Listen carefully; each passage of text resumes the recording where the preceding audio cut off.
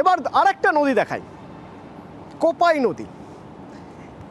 ভালো করে দেখুন তো, এই যে নির্মাণ চলছে, নির্মাণ যেখানে হচ্ছে সেখান থেকে নদীর দূরত্ব কতটা চোখের আন্দাজ 5 ফুট, 10 ফুট, 15 ফুট। আমরা যখন দেখলাম যে নির্মাণ হচ্ছে, আমরা হিসেব করে দেখলাম সেখান থেকে নদীর দূরত্ব মাত্র 5 মিটার। এখানেই প্রশ্ন, নদীর 5 মিটার দূরত্বের মধ্যে বা ব্যবধানের মধ্যে নির্মাণ কাজ কি হয়? এই প্রশ্ন তোলার আগে জানতে হবে যে এই জমি কার, জমি কাদের, নির্মাণ কাজ কাদের হচ্ছে। ইন্দ্রজিৎ প্রতিনিধি আমার সঙ্গে রয়েছেন। ইন্দ্রজিৎ, এই যে নির্মাণ কাজ হচ্ছে, দেখছি বিল্ডিং উঠছে, কিসের বিল্ডিং, কারা তুলছে?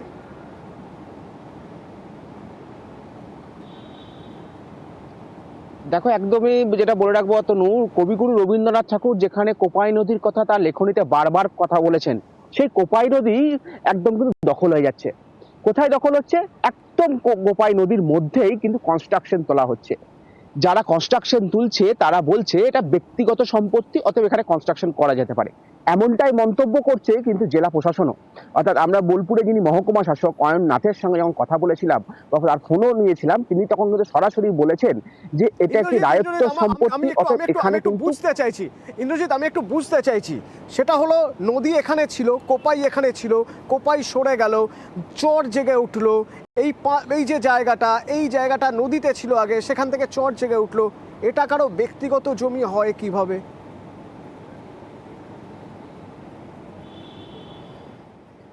একদমই এইটাই সব থেকে বড় প্রশ্ন। তুমি যেটা বললে যে কিভাবে নদীর চর একটা ব্যক্তিগত সম্পত্তি হয়ে গেল, কারণ যে জায়গাটাতে আমি দাঁড়িয়ে রয়েছি আমি দেখানোর চেষ্টা করব, নদী আর ঠিক তার পাশেই কিন্তু একদম ব্যারিকেড করে ঘেরা রয়েছে, সেখানে কিন্তু কনস্ট্রাকশন তৈরি করা হচ্ছে। তাহলে নদীর যে পার, সেই পার কোথায় গেল? বা নদী যখন বর্ষাকালে ফুলে ফেপে ওঠে, জল বাড়ে, তাহলে জলটা কোথায় দিয়ে যাবে? অর্থাৎ সেই পার বা নদীর জায়গায় একজন ব্যক্তিগত মালিকানা কিভাবে হলো? তাহলে এই যে ব্যক্তিগত মালিকানার কাগজ দেখানো হচ্ছে বা মহকুমা শাসক বলছেন, সেই কাগজ কি আদতেও ঠিক রয়েছে? না, এই ঘটনার সঙ্গে সম্পূর্ণভাবে বিএলআরও অফিসও যুক্ত রয়েছে, কাগজের নাম পরিবর্তন করা হয়েছে, এই সমস্ত বিষয়গুলো কিন্তু উঠে আসছে। সর্বোপরি মহকুমা শাসকের কিন্তু একটাই দাবি, তিনি কিন্তু জানাচ্ছেন যে যেহেতু ওটা একটি কাগজে দেখা যাচ্ছে রায়তি সম্পত্তি, অর্থাৎ ব্যক্তিগত সম্পত্তি, তাই তিনি নির্মাণ করছেন। যদি মহকুমা শাসকের বক্তব্য শুনবো ইন্দ্রজিৎ, একটু যারা নির্মাণ করছেন তাদের বক্তব্য শুনবো।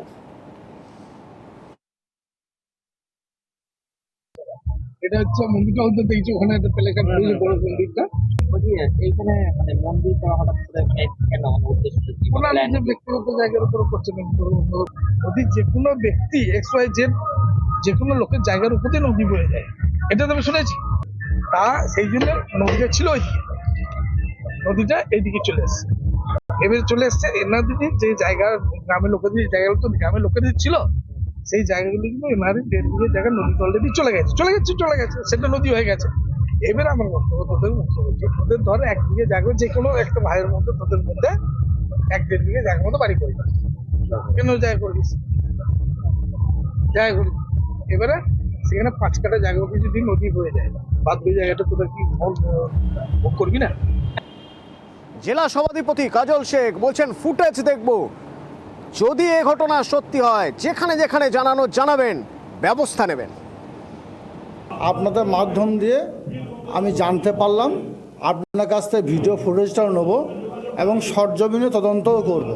এখানকার বিএলও বা এসডিও যারা আছে তাদের সকলকে বলবো ওখানে বিষয়টা দেখার জন্য এবং যত দ্রুত সম্ভব যারা নির্মাণ কার্য চালাচ্ছে সেটাকে বন্ধ করার জন্য, না হলে ব্যবস্থা নেওয়া হবে, যেখানে জানানোর সেখানে আমি জানাবো। কিন্তু ব্যবস্থা যে নেবেন বলছেন মহকুমা শাসক, তার সঙ্গে যখন আমরা ফোনে যোগাযোগ করি তিনি কি বলছেন একবার শুনুন। ওটা নিয়ে আগে একটা কমপ্লেন পেয়েছিলাম, তখন আমরা বিএলআরও থেকে ভেরিফাই করেছি। ওটা রায়তি ল্যান্ড, নদী যেটা ছিল, যেটা মানে রুট ছিল নদীর, সেটা চেঞ্জ হয়েছে। চেঞ্জ হওয়ার ফলে ওই রায়তি ল্যান্ডটা ওই নদীর কাছে চলে এসছে, ঠিক আছে।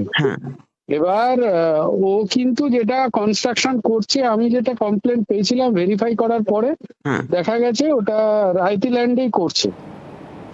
ইন্দ্রজিৎ, এই খবর যখন মহকুমা শাসক পর্যন্ত পৌঁছচ্ছে, এই ছবি যখন জেলা তৃণমূল জেলা সভাধিপতি পর্যন্ত পৌঁছচ্ছে, নিশ্চয়ই একটা পদক্ষেপ হবে। আমি এর বাইরে একটা প্রশ্নের উত্তর খোঁজার চেষ্টা করছি, তা হলো ব্যক্তিগত জমিও যদি হয়ে থাকে কারো, সেই ব্যক্তিগত জমিতেও নদী থেকে 5 মিটার দূরত্ব রেখে নির্মাণ করা যায়। কতটা দূরত্ব রাখতে হয় নদী থেকে? যেটা সরকারি নিয়ম রয়েছে বা সাধারণ মানুষ যেটা জানে, নদী থেকে কম করে 200 মিটার দূরে কিন্তু নির্মাণ করা যেতে পারে, যদি সেক্ষেত্রে নদী ছোট আকার থাকে। কিন্তু আস্তে আস্তে কোপাইয়ে দেখা যাচ্ছে আমাদের ছোট নদী কিন্তু কোপাই আর নেই। কোপাই কিন্তু আস্তে আস্তে বড় নদীর আকার ধারণ করছে। সেক্ষেত্রে কম করে 500 মিটার দূরে কিন্তু নির্মাণ করতে হবে, এমনটাই কিন্তু নিয়ম রয়েছে সরকারি খাতাতে।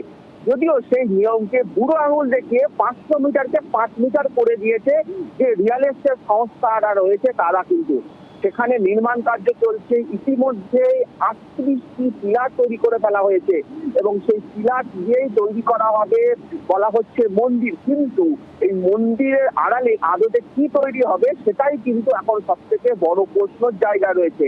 এখানে কি বিষয় হবে, প্রথমত কি তৈরি হবে না হবে, সে আদৌ তৈরি হয় কিনা সেটা দেখতে হবে। তার কারণ এত সহজ নয়। যেখানে অন্তত 200 মিটার জায়গা ছাড়তে হবে, নদীর পাড়ে 5 মিটার জায়গা ছেড়ে সেখানেই নির্মাণ শুরু হয়ে যাচ্ছে। মন্ত্রী চন্দ্রিমা ভট্টাচার্য এই ধরনের ঘটনা ঘটলে কড়া পদক্ষেপ নেওয়ার কথা জানিয়েছিলেন। শুনুন। যেখানে কোথাও কোনো অন্যায় কাজ হয় অথবা বেআইনি কাজ হয়, সরকারের পক্ষ থেকে পদক্ষেপ নেওয়া হয় এবং এখানে আমাদের বিধায়করা রয়েছেন, সভাধিপতিরা রয়েছেন, তারা সব দিকে নজর রাখছেন, দেখছেন।